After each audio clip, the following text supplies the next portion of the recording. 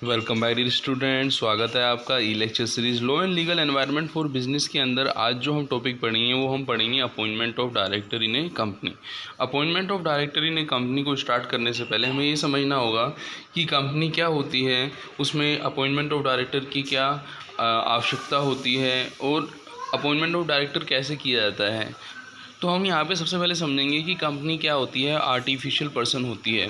Artificial person का मतलब ये हुआ कि कंपनी का जो होता है वो माइंड नहीं है, उसको जो माइंड जो उसका रहेगा वो डायरेक्टर ही उसको क्या करते हैं, रन करते हैं, क्योंकि वो आर्टिफिशियल पर्सन है। तो जब हम डायरेक्टर की बात करते हैं तो डायरेक्टर कौन हो सकता है, तो कंपनी एक्ट 1956 की सेक्शन 253 ये बताती है कि कोई इंडिविजुअल जो है वही कंपनी का डायरेक्टर हो सकता है। यदि हम फर्म की बात करें, पार्टनरशिप फर्म की बात करें, तो वो डायरेक्टर नहीं हो सकते। यदि हम किसी इनकॉर्पोरेट बॉडी कॉर्पोरेट की बात करें तो वो भी डायरेक्टर नहीं हो सकते। ओनली इंडिविजुअल ही क्या हो सकता है, आपका डायरेक्टर हो सकता है। अब हम बात करेंगे कि डायरेक्टर की आवश्यकता क्यों होती है, ठीक है ना। तो डायरेक्टर की आवश्यकता को समझने के लिए हमें ये समझना होगा कि कंपनी चाहे पब्लिक है चाहे प्राइवेट है। जब पब्लिक कंपनी होगी तब उसमें जो पब्लिक है उसका पैसा लगा होगा, जब प्राइवेट कंपनी होगी तो उसमें प्राइवेट पैसा लगा होगा। तो दोनों ही स्थितियों में जो पैसा लगा हुआ है उसकी जिम्मेदारी कौन ले, तो उसकी जिम्मेदारी वो जो पर्सन लेता है उसको हम क्या बोलते हैं, डायरेक्टर बोलते हैं।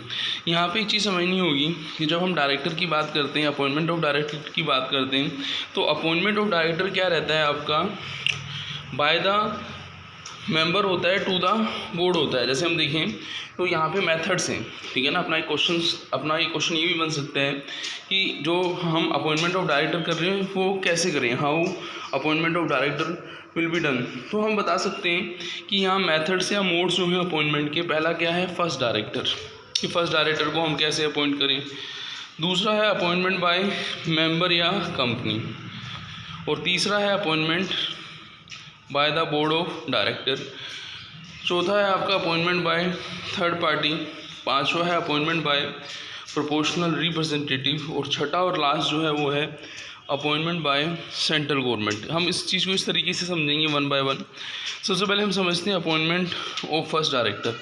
जैसे हम देखें फर्स्ट डायरेक्टर होता क्या है, जब कंपनी का रजिस्ट्रेशन होता है, इनकॉर्पोरेशन होता है, तो उसकी एनुअल जनरल मीटिंग से पहले जिस डायरेक्टर का अपॉइंटमेंट किया जाता है वो कहलाता है आपका फर्स्ट डायरेक्टर कहलाता है। जैसा हम देखें तो सेक्शन 254 ये बता रही है कि जो फर्स्ट डायरेक्टर है, such director shall act as a director till the director are duly appointed at the first general meeting after incorporation of the company. तो हम अपॉइंटमेंट ऑफ फर्स्ट डायरेक्टर की कौन से सेक्शन के अंदर बात करते हैं, section 254 of the company act. First था अपना अपॉइंटमेंट ऑफ फर्स्ट डायरेक्टर। तो हमने यही समझा कि अपॉइंटमेंट ऑफ फर्स्ट डायरेक्टर होता है वो सेक्शन 254 के अंदर होता है, और जो अपॉइंटमेंट किया जाता है फर्स्ट डायरेक्टर का वो प्रमोटर्स जो हैं आपके कंपनी के एनुअल जनरल मीटिंग से पहले उसका अपॉइंटमेंट करते हैं। फिर हम बात करेंगे अपॉइंटमेंट बाय द मेंबर या कंपनी।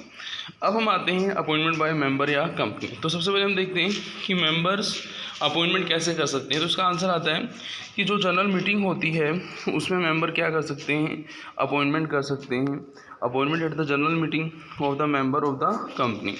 तो सेक्शन 255 ये बताती है, according to the section 255 at least 2/3 of the total number of director of a public company of a private company must be appointed by the company in general meeting. यहाँ पे एक चीज़ और ध्यान रखनी है हमें कि ये जो आपका 2/3 नंबर ऑफ डायरेक्टर जो रहेगा वो रोटेशनल डायरेक्टर होंगे, उनका रोटेशन होता रहेगा। और जो आपके 1/3 डायरेक्टर होंगे वो क्या होंगे, आपके परमानेंट डायरेक्टरशिप के अंदर होंगे, उनका रोटेशन नहीं होगा। फिर हम बात करेंगे थर्ड जो है अपना appointment of director by the board of director, जिसको हम शॉर्ट में BOD भी बोलते हैं। तो BOD जब अपॉइंटमेंट करता है तो वो कैसे करता है, किसका अपॉइंटमेंट करता है, किस टाइप की डायरेक्टर का अपॉइंटमेंट करता है। तो यहाँ पे हम देखें फर्स्ट आता है एडिशनल डायरेक्टर। एडिशनल डायरेक्टर कौन होता है, क्वेश्चन ये बनता है। तो एडिशनल डायरेक्टर जैसा कि नेम से क्लियर है, जब आपका डायरेक्टर जो है वो डायरेक्टर की कैजुअल वैकेंसी या किसी भी कारण से जो है डायरेक्टर जो है पोस्ट पे नहीं है, तो उस समय आर्टिकल्स के प्रोविजंस के अकॉर्डिंग हम नेक्स्ट एनुअल जनरल मीटिंग तक जो एडिशनल डायरेक्टर है उसको हम अपॉइंट कर सकते हैं। तो सेक्शन 262 ये बताती है, if the article so permit board of director में appoint the additional director subject to maximum number of fixed in a article of the company who shall office only up to the date of the next annual general meeting. जो next annual general meeting तक जो है directorship को संभालता है। फिर हम बात करेंगे कैजुअल वैकेंसी। तो सबसे पहले हमें समझना होगा कि कैजुअल वैकेंसी होती क्या है। देखो, नॉर्मली जब डायरेक्टर का अपॉइंटमेंट किसी टाइम के लिए किया जाता है, लेकिन उस टाइम तक डायरेक्टर जो है अपनी पोस्ट पर नहीं रह पाता, हो सकता है रिज़ाइन के कारण या डेथ के कारण या फिर किसी अदर कारण से वो नहीं रह पाता है। तो casual vacancy section 262 sub section 1 के अंदर जो पावर देती है बोर्ड ऑफ डायरेक्टर को कि वो कैजुअल वैकेंसी को क्या करें, फिल करें। कैजुअल वैकेंसी को फिल करने का जो प्रोसेस रहता है वो पहले जो हमने समझा था नॉर्मल प्रोसेस की तरह ही होता है, बट यहाँ पे जो फिलिंग की जाती है कैजुअल वैकेंसी की वो किसके द्वारा की जाती है, बोलो बोर्ड ऑफ डायरेक्टर के थ्रू की जाती है। फिर हम बात करेंगे अल्टरनेट डायरेक्टर। अल्टरनेट डायरेक्टर की यदि हम बात करें, जैसा कि नेम से क्लियर है, जब कोई एक डायरेक्टर नहीं है तो उसकी पोस्ट को संभालने के लिए जो दूसरा अल्टरनेट होगा वो अल्टरनेट डायरेक्टर कहलाएगा। तो सेक्शन 313 ये बताती है कि यदि आर्टिकल परमिशन देते हैं तो जनरल मीटिंग में हम क्या करते हैं, अल्टरनेटिव डायरेक्टर को अपॉइंट कर सकते हैं। अल्टरनेट डायरेक्टर वो रहता है डायरेक्टर जो ओरिजिनल डायरेक्टर के प्लेस में अपॉइंट होता है और उसकी एब्सेंस में उसकी पोस्ट को संभालता है।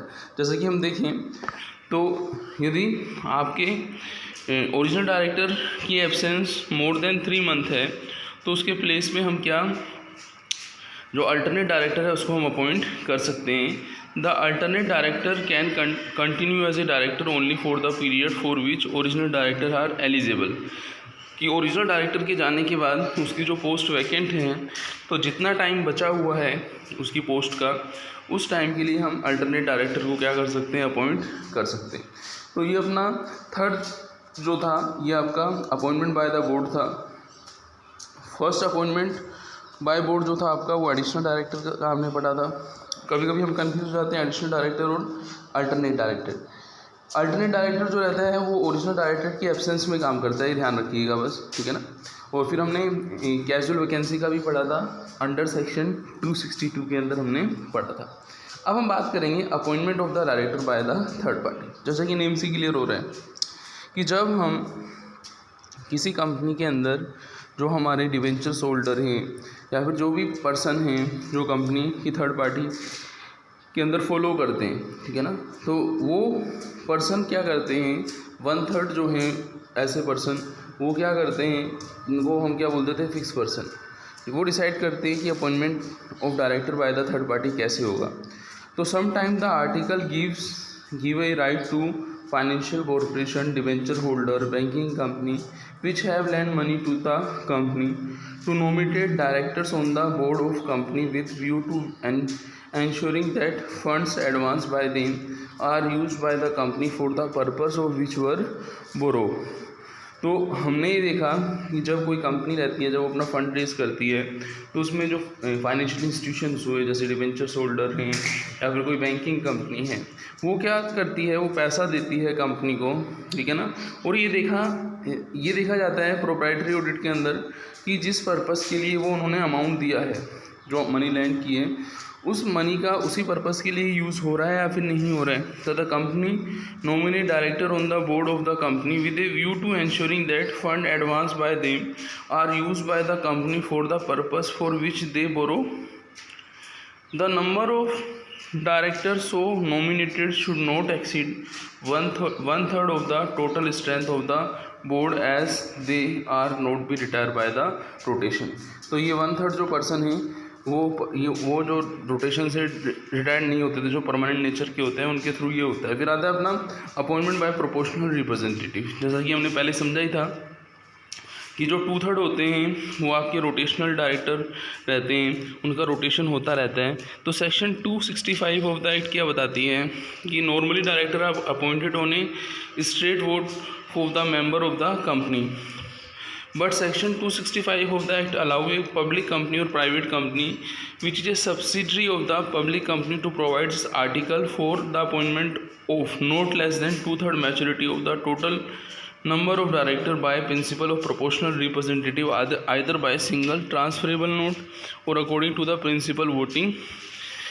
तो हम ये देखें appointment by the director proportional representative से होता है। और लास्ट जो है आपका वो क्या है, अपॉइंटमेंट ऑफ द डायरेक्टर क्या है, बाय सेंट्रल गवर्नमेंट। तो नेम से क्लियर है, जब सेंट्रल गवर्नमेंट क्या करती है, ये देखती है कि पब्लिक इंटरेस्ट में जो पब्लिक कंपनी है, ठीक है ना, वहाँ पे उसका अपॉइंटमेंट जो है सेंट्रल गवर्नमेंट करती है, सीजी करती है। तो हम ये देखें तो अपॉइंटमेंट जो किया जाता है बाय सेंट्रल गवर्नमेंट सेक्शन 408 के अंदर किया जाता है। सेंट्रल गवर्नमेंट में appoint such number of director when the company law board decide that is necessary to safeguard the interest of the company और शेयर होल्डर, जो हमने बात की थी। Not less than 100 member of the company apply to company law board to make such appointment, कि 100 member of the company जो है इसके लिए एप्लीकेशंस देंगे। Member holding not less then 1/10 of the total voting right, कि member के पास कम से कम 1/10 voting right होना चाहिए, तो वो इसका इनिशिएशन कर सकते हैं, इसके लिए स्टार्टिंग कर सकते हैं। The director appointed by the government में और may not share holder of the company, कि जो डायरेक्टर अपॉइंट होता है सेंट्रल गवर्नमेंट से वो शेयर होल्डर भी हो सकता है और नहीं भी हो सकता है। तो ये हमने लास्ट पढ़ा है appointment by the central government. तो ऐसे हमने जो डायरेक्टर के अपॉइंटमेंट्स वाले टॉपिक को पूरा किया। थैंक्स।